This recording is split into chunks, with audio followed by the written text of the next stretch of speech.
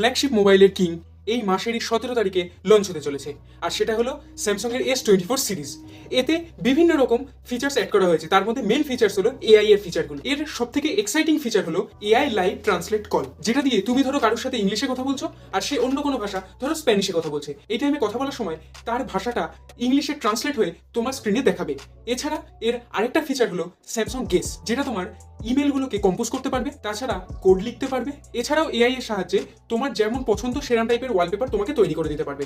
আর এর আরেকটা খুব সুন্দর ফিচার হলো সার্কেল সার্চ, যেটা দিয়ে তুমি কোনো ভিডিও বা কোনো ফটোর মধ্যে থাকা কোনো কিছু ডিটেলস যদি জানতে চাও, তাহলে সেই জিনিসটার চারিদিকে তোমাকে সার্কেল করতে হবে। সার্কেল করলেই সেই জিনিসটা সম্বন্ধে সম্পূর্ণ ডিটেলসটা তুমি পেয়ে যাবে। আর এবার যদি এর প্রসেসর নিয়ে কথা বলি, এতে স্ন্যাপড্রাগন 8 Gen 3 ইউজ করা হবে, না হলে স্যামসাং এর Exynos 2400 এই চিপটা ইউজ করা হতে পারে। তোমরা কতটা এক্সাইটেড এই ফোনটার জন্য সেটা আমি কমেন্টে অবশ্যই জানিও, আর চ্যানেলটাকে সাবস্ক্রাইব করতে একদম ভুলো না। তাহলে চললাম, গুড বাই।